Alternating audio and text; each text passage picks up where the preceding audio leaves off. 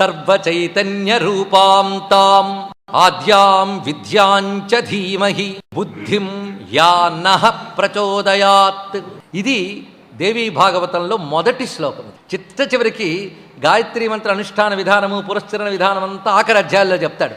అంటే దేవీ భాగవతం గాయత్రితో ప్రారంభించి గాయత్రితోనూ ముగిసింది.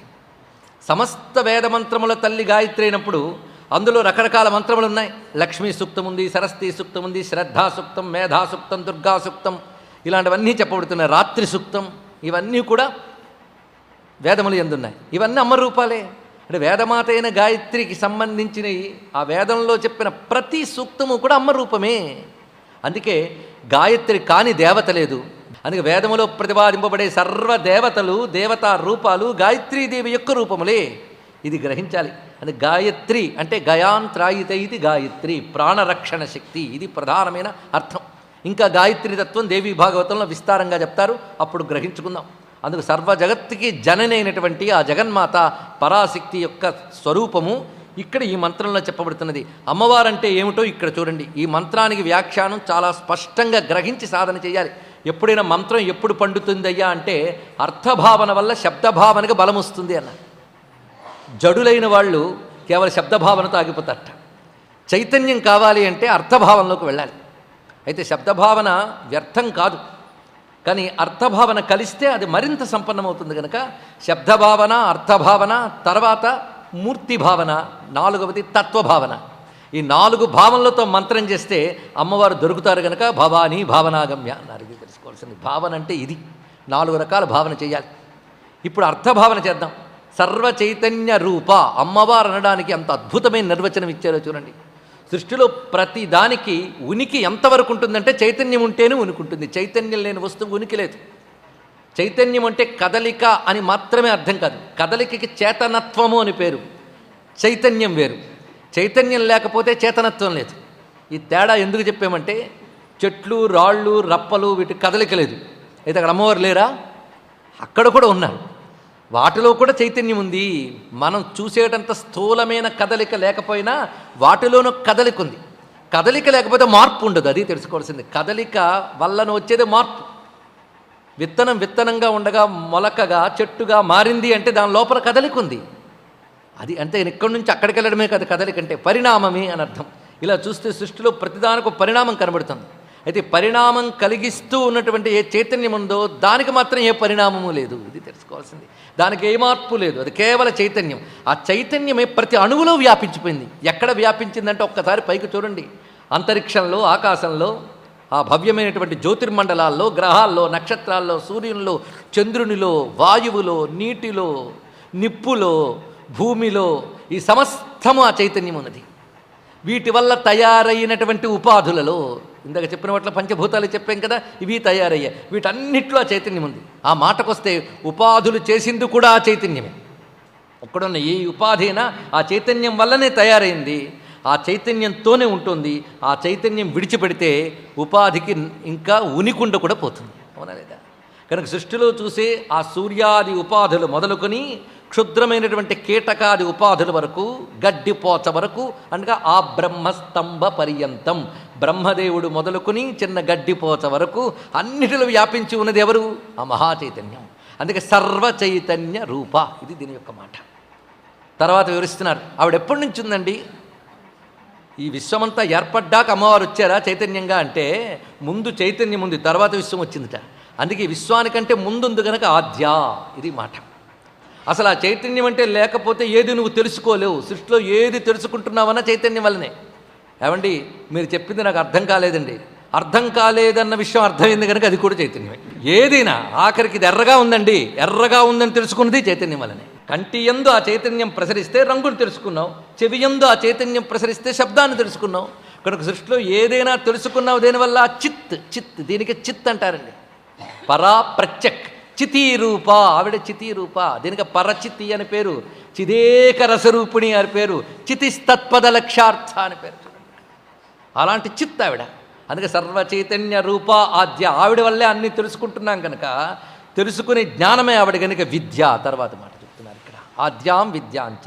ఇప్పుడు అమ్మవారంటే 3 మాటలు చూపించారు. సర్వ చైతన్య రూప ఆద్య విద్య. ఇలా భావించండి, ఒక్కసారి కూర్చొని పదానికి అర్థం భావించండి. భావించిన వెంటనే ఏం చేస్తున్నావు ఆ తల్లిని? ధీమహి, ఒకటే మాట. ధీమహి అంటే నా బుద్ధితో అనుసంధానము చేస్తున్నాను అని అర్థం. బుద్ధితో అనుసంధానం చేయుట అంటే స్తోత్రం చేయడం, ఉపాసించడం, ధ్యానించడం, పూజించడం.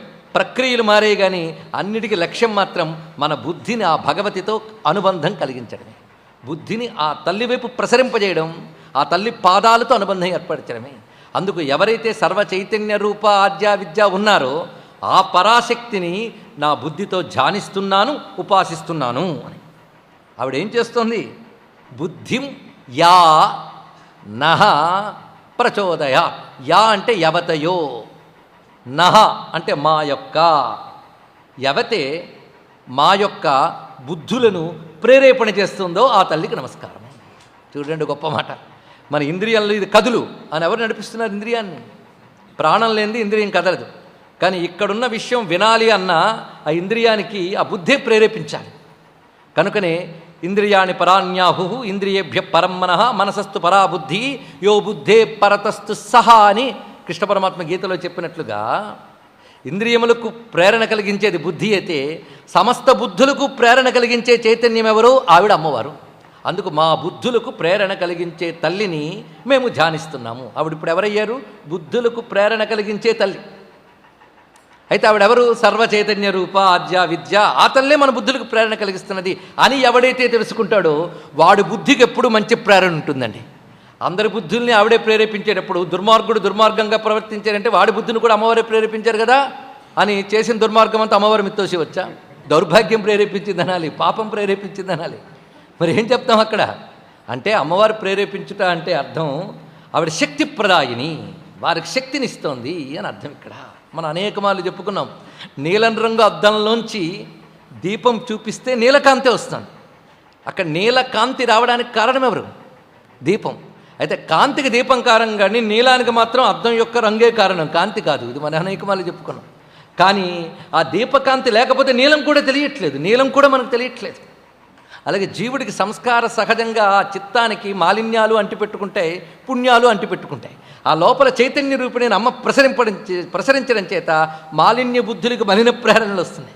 నీల కాంతి అన్నప్పుడు నీలం అద్దం లక్షణం, కాంతి దీపలక్షణం ఎలాగైతే విడదీసుకుంటున్నామో బుద్ధిని ప్రేరేపిస్తున్నది అంటే బుద్ధిలో పుట్టే మంచి చెడులకు బుద్ధి కారణం, శక్తికి అమ్మ కారణం అని అలా విడదీసుకోవాలి.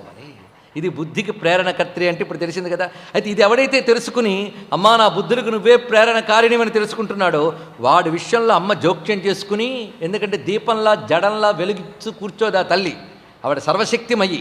అందుకే వెంటనే అమ్మా నా బుద్ధికి నువ్వే ప్రేరణకారిణివి అన్నాడా, వెంటనే ఆవిడ కలగజేసుకుని వాడి బుద్ధిని సంస్కరించి వాడి బుద్ధిని ఎప్పుడూ మంచి వైపే ప్రేరేపణ చేస్తూ ఉంటుంది. అందుకే బుద్ధిని ప్రేరేపించే తల్లిని దండం పెట్టడంలో ఉద్దేశం ఇదండి. ఎందుకంటే ఆ తల్లి మన బుద్ధిని సంస్కరించగలదు, సంస్కరించే అవకాశం ఇచ్చాం. లేకపోతే మమ్మల్ని అమ్మ ప్రేరేపిస్తోంది అని మీరు ఏ పని చేసిన పని ఆవిడే చేయించిందని పేరు వస్తుంది కదా, మరి ఆవిడికి చెడ్డ పేరు రాకూడదు కదా. అందుకే ఆ తల్లి పూనుకి ఏం చేస్తుందంటే మన బుద్ధుల్ని సత్తు వైపు ప్రేరేపిస్తుంది. అందుకే ఈ మంత్రం యొక్క విశేషం ఏంటంటే మా బుద్ధుల్ని ఏ విధంగా ఉంటే తరించుతామో ఆ విధంగా ప్రేరేపింపజేయు తల్లి. ఇది అండి గాయత్రి మంత్రం యొక్క అసలు పరమార్థం. అమ్మను అడగవలసిన కోరిక ఇదొక్కటే. లేదంటే పుస్తకం రాసుకొచ్చానండి అన్నారు ఒక ఆయన. ఏమిటంటే కోరికల లిస్ట్ అనమాట. కాశీ వచ్చినప్పుడు దేవి దగ్గరకు వచ్చి చదవడానికి అన్ని కట్టకట్టి పక్కన పడేసి ఒక్క కోరిక తీసుకుంటే చాలు, నా బుద్ధిని నువ్వే ప్రేరేపించు అని అన్నాడెప్పుడో వాడి బుద్ధిని ఆవిడ తన వైపు ప్రేరేపింపజేస్తుంది. తన వైపు అంటే సద్వస్తువు వైపు ప్రేరేపింపజేస్తుంది. ఇది ఈ మంత్రం యొక్క పరమార్థం. ఒక్కసారి సమగ్రంగా భావిద్దాం దీన్ని. సర్వ చైతన్య రూపిణి అయి సృష్టికి ఆది అయి జ్ఞానస్వరూపిణి అయి ఉంటూ సమస్త జీవుల బుద్ధిల్ని ఎవరు ప్రేరేపిస్తున్నారో ఆ తల్లిని మా బుద్ధితో ఉపాసిస్తున్నాము. ఈ చెప్పడంలో ఆవిడిచ్చిన బుద్ధిశక్తి ఆవిడికే అర్పిస్తున్నాననే భావం కూడా కనబడుతుంది. కనుక ఇందులో సర్వ వేదసారము, వేదాంతసారము, పరమార్థము దాగి ఉంది కనుక దీనినే మహామంత్రం అంటారు. ఇది లెక్క పెడితే 24 అక్షరములు ఉన్నాయి దీంట్లో. ఒక్కొక్క పాదమునకు 8 అక్షరాలు చొప్పున 3 పాదములున్నాయి. సర్వ చైతన్య రూపాం తాం ఆద్యాం విద్యాంచ ధీమహి బుద్ధిం యానః ప్రచోదయాత్. ఒక ఇద్దరు ఎక్కడికో బయలుదేరారు. ఒక ఆయన అంటాడు వెళితే ప్రమాదమేమో వెళ్ళొద్దురా అంటాడు. అందులో ఒకడు మొండి పట్టుదలతో నేను ఆగిన బయలుదేరతాను బయలుదేరిపాడు. వాడికి ప్రమాదం జరగలేదు సరికదా, ఒక అద్భుతమైన ఫలితం ఏదో దొరికింది. వాడు వెనక్కి వచ్చి చెప్పాడు, నువ్వు వెళ్ళగలిగి వెళ్ళలేదు, శంకతో ఉండిపోయావు, నువ్వు నేను ధైర్యంతో వెళ్ళాను అన్నాడు. వాడిలో శంక రూపంలో ఆపేసింది ఎవరు? వాడి బుద్ధికి ఆ ప్రేరణ ఇచ్చింది. అలాగే వీడికి ధైర్యం ఇచ్చి పంపించింది ఎవరు? వీడికి ఫలితం పొందే యోగం ఉంది కనుక వీడికి ధైర్యం ఇచ్చి పంపించింది. వాడికి యోగం లేదు కనుక శంక పుట్టి ఆపేసింది. ఈ కర్మఫల ప్రదాయిని అయినటువంటి ఆ తల్లి వారి వారి యోగ్యతలను అనుసరించి ప్రేరేపిస్తుంటుంది. ఇది తెలుసుకోవాల్సింది. అందుకే మనల్ని సరియైన మార్గంలోకి ప్రేరేపించి ప్రమాదకరం లేని పద్ధతుల్లో అమ్మ నడుపుతుంటుంది. అందుకే అమ్మ నన్ను నడుపుతోంది అని ఎవడైతే తెలుసుకుంటాడో వాడికి ఎప్పుడూ తప్పుదారి తొక్కడు, వాడికి భయం ఉండదు. ఇది తెలుసుకోవాల్సింది. అందుకే ఈ మంత్రం యొక్క భావం ఏంటంటే అమ్మ తోడుంటుంది మనకి ఇప్పుడు కూడా. అది ఈ మంత్రంలో ఉన్నటువంటి పరమార్థం. దీనిని ప్రథమ శ్లోకంగా, ప్రథమ మంత్రంగా అందించి వ్యాసదేవుడు దేవీ భాగవతాన్ని ప్రారంభిస్తున్నారు. మీ అభిప్రాయాలను, సూచనలను మాకు తెలియజేయాల్సిన చిరునామా భక్తి TV, care of Rachana television private limited, road number 92, Jubilee hills, Hyderabad 5,96,000.